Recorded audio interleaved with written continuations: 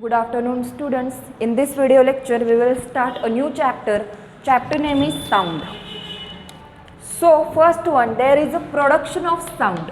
म्हणजे बघा जो ध्वनी आहे किंवा जो आवाज आहे त्याची निर्मिती कशी होते, त्याचं प्रोडक्शन कसं होतं ते आपण बघूया.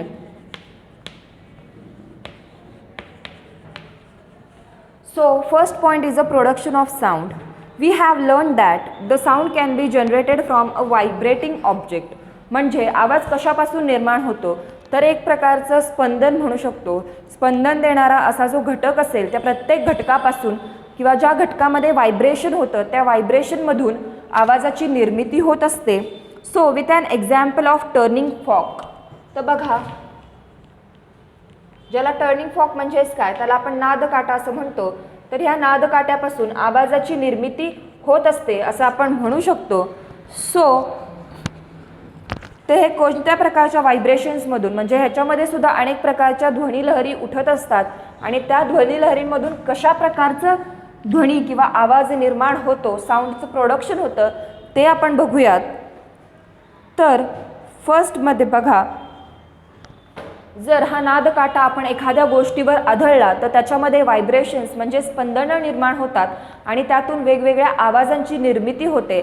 तर पहिल्यांदा बघा, जर आपण नादकाटा आहे असाच एखाद्या गोष्टीवर किंवा रबरी पृष्ठभागावर जर आदळला तर त्यामधून जी स्पंदने निर्माण होतात ती काही आपल्याला अशा प्रकारची दिसून येतात. म्हणजे त्या स्पंदनामध्ये समसमान अंतरावर ती स्पंदने निर्माण झालेली दिसून येतात आणि अशा प्रकारचा जो आवाज आहे तो आपल्याला स्पष्ट प्रकारे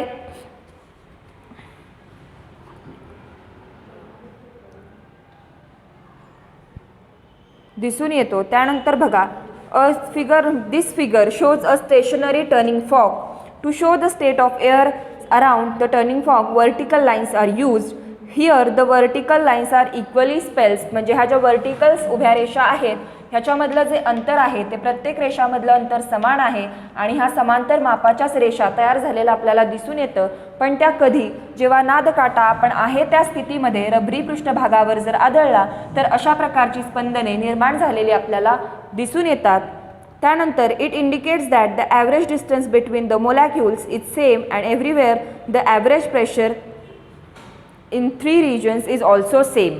म्हणजे ह्यामध्ये जे 3 रिजन्स असतात ए, बी आणि सी यांच्यामधील जे प्रेशर आहे ते आपल्याला सेम दिसून येतं, कारण ह्या रेषा सगळ्या इक्वल डिस्टन्सला आहेत आणि इक्वल डिस्टन्सला असल्यामुळं काय होतं, the distance between the air molecules म्हणजे हवेमधले जे घटक आहेत त्यांच्यातला पण डिस्टन्स, एअर मोलॅक्युल्स जे आहेत त्यांच्यातला डिस्टन्स सेम असल्यामुळे ह्यामध्ये जे 3 रिजन्स आहेत ए, बी आणि सी यांच्यामधला जो डिस्टन्स आहे किंवा जे प्रेशर आहे ते आपल्याला ॲव्हरेज प्रेशर जे आहे ते आपल्याला समान असल्याचं दिसून येईल.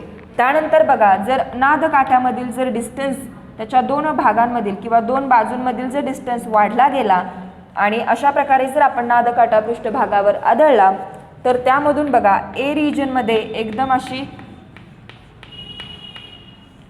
त्यानंतर बी आणि सी रिजनमध्ये अशा प्रकारची स्पंदने निर्माण झालेली आपल्याला दिसून येतात. तर यामध्ये बघा, हा ए, बी आणि सी, तर यावरून आपल्या असं लक्षात येईल that the air outside the prongs is compressed and the pressure is increases. यामुळे काय झालं तर हवेमध्ये ना, हवेमधला दाब वाढला, ह्याच्यावरचं प्रेशर इन्क्रीज झालं आणि त्यामुळे ह्या फॉकच्या ज्या दोन्ही बाजू आहेत त्या पसरल्या गेल्या, एकमेकांपासून लांब गेल्या आणि त्यामुळे जे हवेचं that it state of high pressure is created in a region A then figure. आणि इथं जो हवेचा जो दाब आहे तो ए रिजनवर सगळ्यात जास्त आपल्याला आढळून येतो आणि बी आणि सी रिजनवर तो समान असल्याचंच आपल्याला या आकृतीवरून स्पष्ट होतं. त्यानंतर तिसरी जी आकृती आहे त्यामध्ये बघा, जेव्हा आपण पुन्हा एकदा रबरी फॉर्क हा पृष्ठभागावर आढळतो त्यावेळेस काय होतं तर त्याच्या दोन्ही बाजू ज्या आहेत त्या एकमेकींच्या जवळ आलेल्या आपल्याला दिसून येतात. ते कशामुळं तर बघा, एअर प्रेशर जे आहे ते कमी झालं, म्हणजे या दोन्ही बाजूंवरचा जो हवेचा दाब आहे तो आपल्याला कमी झालेला दिसून येतो आणि त्यामुळे या दोन्ही बाजू पसरण्याच्या उलट त्या एकमेकींच्या जवळ आलेल्या आपल्याला दिसून येतात. त्यामुळे बघा, ए रिजनमध्ये जो हवेचा दाब होतो तो कमी झाल्यामुळे त्याच्यामधील आपल्याला अंतर जे आहे ते वाढलेलं दिसून येतं. तसेच बी रिजनमध्ये ते प्रेशर वाढल्यामुळे त्याच्यामधील रेषा आपल्याला अशा प्रकारे दिसून येतात आणि सीमध्ये जो हवेचा दाब आहे तो आहे असाच राहिल्यामुळे त्याच्यातील रेषा आपल्याला पहिल्या आणि दुसऱ्या आकृतीसारख्याच दिसून येतात. सो याच्यावरून आपल्याला काय समजलं, that the air molecules in the region which were in compressed state earlier than region B, region A transfer their energy to the air molecules in the next region B. So the air in that region goes to compressed state. म्हणजे याच्यावरून आपल्याला प्रत्येक आकृतीमध्ये हवेचा दाब जो आहे तो कमी जास्त झालेला दिसून येतो आणि त्यामुळे हे जे फॉर्कच्या दोन्ही बाजू आहेत त्या आपल्याला कंप्रेस किंवा डिप्रेस झालेल्या दिसून येतात.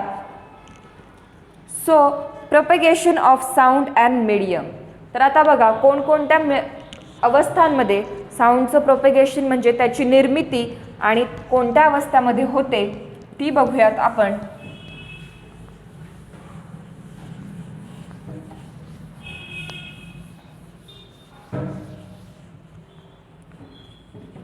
तर बघा यामध्ये आपण एक डायग्रॅम करूयात. डायग्रॅममध्ये काय तर एक ग्लास जार घ्यायची आणि त्या ग्लास जारमध्ये आपण एक बेल यूज करणार आहोत. बेल म्हणजेच घंटी. बघा आता ही ग्लास जार जी आहे त्याच्या खालच्या बाजूला आपण एक छिद्र पाडून त्याच्यामधून आपण एक व्हॅक्यूम पंप बाहेर सोडणार आहोत.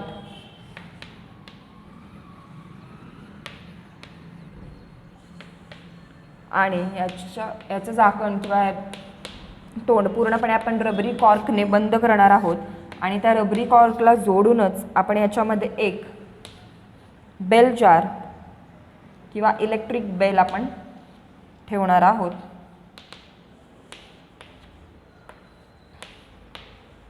त्याला आपण इलेक्ट्रिक बेल म्हणूयात.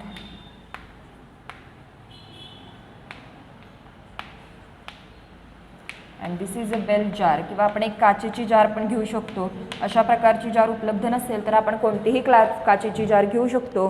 तिला खालून आपण होल पाडून त्याच्यामध्ये आपण व्हॅक्यूम पंप ॲड करू शकतो आणि अशा प्रकारे आपल्याला जार आपल्याला बेल जार तयार झालेली दिसून येईल. तर यामध्ये बघा propagation and sound of the medium. So we have learned in the 6th standard that sound travels through the same material medium like solid, liquid and gas and reaches us. But what if such a medium does not exist between source of sound and our air?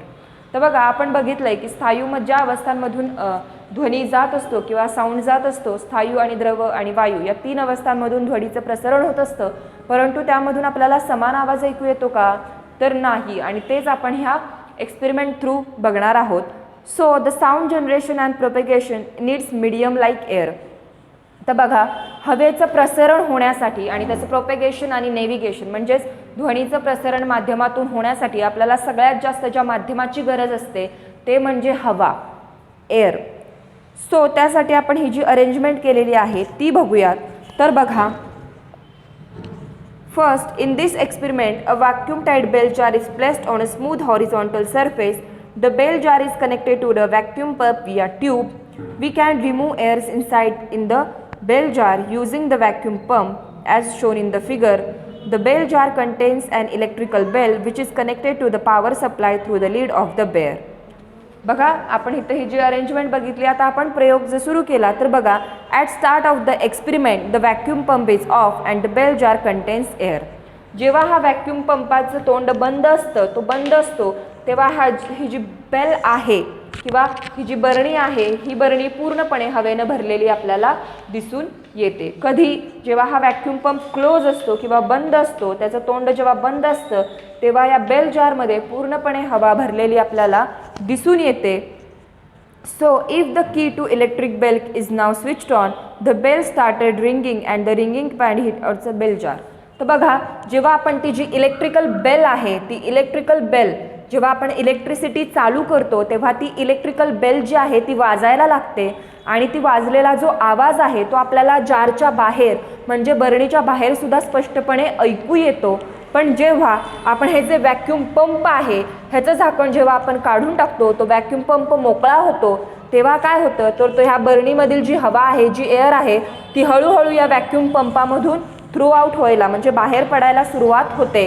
आणि जसजशी हे vacuum किंवा vacuum पंपाद्वारे ही जी बरणीमधील हवा आहे ती कमी कमी होत जाते, तसं आपल्याला ही जी इलेक्ट्रिक बेल आहे तिचा सुद्धा आवाज कमी कमी झालेला आपल्याला दिसून येतो. जेव्हा व्हॅक्यूम पंपाचं झाकण पूर्णपणे बंद असतं तेव्हा ही जी बेल आहे ती खूप जोरजोरात आवाज करत असते आणि तो आवाज आपल्याला जारच्या बाहेर सुद्धा ऐकू येतो. परंतु जेव्हा व्हॅक्यूम पंप आपण ऑन करतो त्यामुळे काय होतं, ही ज्या जारमधली हवा आहे ती हवा हळूहळू या व्हॅक्यूम पंपाद्वारे बाहेर पडायला सुरुवात होते आणि जसजशी या जारमधून हवेची लेवल कमी कमी होत जाते तशी तसा या इलेक्ट्रिक बेलचा जो आवाज आपल्याला येत असतो तो आवाजसुद्धा कमी कमी होत जातो आणि पूर्णपणे जेव्हा या बाटलीमधून किंवा या बरणीमधून हवा पूर्णपणे बाहेर जाईल तेव्हा मात्र इलेक्ट्रिक बेल आपल्याला स्टॉप झालेली किंवा तिचा आपल्याला जो आवाज आहे तो आपल्याला जारच्या बाहेर येत नाही. यावरून हे प्रूव्ह होतं की साऊंडच्या नेव्हिगेशन आणि प्रोपेगेशनसाठी आपल्याला एअर म्हणजे हवा किंवा वायूचं जे माध्यम आहे ते मोस्ट इम्पॉर्टंट आहे. हवेच्या माध्यमातून आपण ध्वनीचं जे प्रसरण आहे किंवा ध्वनी एका ठिकाणावरून दुसऱ्या ठिकाणी जाण्यासाठी आपल्याला हवेचा खूप मोठ्या प्रमाणावर उपयोग होतो, हे आपल्याला या प्रयोगावरून सिद्ध करता येईल. So this experiment demonstrates that sound generation and propagation needs a medium. म्हणजे बघा यावरून आपल्याला हे सिद्ध होतं की आपल्याला ध्वनी प्रसरणासाठी एखाद्या माध्यमाची गरज असते आणि त्यामधलं माध्यम जर हवा असेल तर ध्वनीचं प्रसरण हे खूप कमी वेळात आणि व्यवस्थितपणे होऊ शकतं, हे आपल्याला या प्रयोगावरून सिद्ध करता येतं. त्यानंतर बघा फ्रिक्वेन्सी ऑफ साऊंड वेव्स. म्हणजे प्रत्येक माध्यमामधील साऊंडची जी ध्वनीची जी वारंवारता किंवा ध्वनीचा जो वेग ज्याला आपण फ्रिक्वेन्सी ऑफ साऊंड वेव्ज असं म्हणतो ती कशा प्रकारे असू शकते ते बघा.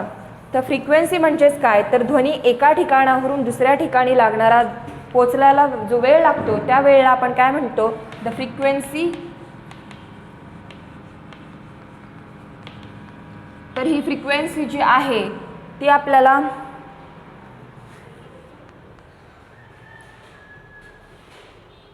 तर बघा कधी कधी काही ठिकाणी जी साऊंडची फ्रिक्वेन्सी आहे आपल्याला ती जर एखाद्या ध्वनीला माध्यम उपलब्ध असेल तर त्याच्यामध्ये आपल्याला अशा प्रकारे फ्रिक्वेन्सी दिसते. ज्या ध्वनीला माध्यम नसतं त्यामध्ये ध्वनीचे जे तरंग आहेत ते आपल्याला कमी जास्त प्रमाणात अशा प्रकारे दिसून येतात. म्हणजे माध्यमांद्वारे जे माध्यम आहे स्थायू द्रववायू किंवा सॉलिड लिक्विड अँड गॅसेस त्या प्रत्येक माध्यमाद्वारे साऊंडची जी फ्रिक्वेन्सी आहे ती चेंज होत असते, बदलत असते. फ्रिक्वेन्सी म्हणजेच काय, तर ध्वनीचा वेग किंवा त्याला लागणारा जो कालावधी आहे त्याला आपण साऊंडचे फ्रिक्वेन्सी किंवा वारंवारता असं म्हणतो आणि ती प्रत्येक माध्यमामध्ये त्याची वारंवारता जी आहे ती आपल्याला बदललेली दिसून येते. सो आणि ती जी वारंवारता आहे ती आपण हर्ट्झ या एककामध्ये मोजली जाते. Number of such. तर बघा one compression and we learned about how the vibrations of turning fork result in the generation and compression and rarefactions in air. So या आकृतीवरून आपल्याला काय स्पष्ट होतं, that observation shows that the actual variation in the air density and pressure are as shown in this figure. So any object vibrates in the air, such sound waves are produced in the air. म्हणजे कोणत्याही प्रकारचा जो घटक हवेमध्ये vibrate होईल किंवा तो हवेमध्ये स्पंदन निर्माण करेल तेव्हा त्याच्यातून निघणारा जो ध्वनी आहे तो ध्वनी आपल्याला वेगवेगळ्या प्रकारचा जाणून येईल. तर यामध्ये बघा ही जी फ्रिक्वेन्सी आहे ती आपण म्युझिकमध्ये म्हणजे जेव्हा आपण सा रे ग म प म हे जे सप्तस्वर आहेत तर त्या सप्तस्वरांमध्ये फ्रिक्वेन्सी कशी असते म्हणून इथं म्हटलेलं आहे दॅट साऊंड अँड म्युझिक. म्हणजे म्युझिकमधले जे सप्तस्वर आहेत त्यांच्यामध्ये कशा प्रकारे फ्रिक्वेन्सी असते, त्यांचा जो ध्वनीचा वेग किंवा ध्वनीची जी वारंवारता आहे ती कशा प्रकारे आहे. तर ते सप्तस्वर बघा, सा त्याची फ्रिक्वेन्सी आपल्याला 256 हर्ट्झ एवढी आहे. त्यानंतर रे त्याची फ्रिक्वेन्सी आहे 280 हर्ट्झ. त्यानंतर येतं ग त्याची फ्रिक्वेन्सी आहे 312 मीन्स 312. देन कम्स म, the frequency is 346. Then it is a P, the frequency is 384. Then the frequency is 426. And last one is a नी अँड इट्स फ्रिक्वेन्सी इज 480. म्हणजे तुम्ही या सप्तस्वरांमध्ये बघू शकता जो शेवटचा स्वर आहे नी, त्याची फ्रिक्वेन्सी ही सर्वात जास्त आहे, कारण या ध्वनीच्या उच्चारासाठी किंवा स्पंदने निर्माण होण्यासाठी आपल्याला दीर्घ स्वर हा उच्चारावा लागतो, तो म्हणजे नी. आणि त्यामुळे ह्याची जी फ्रिक्वेन्सी आहे ती आपल्याला 480 हर्ट्स म्हणजे 480 हर्ट्स एवढी सगळ्यात जास्त फ्रिक्वेन्सी आपल्याला याचीच दिसून येते.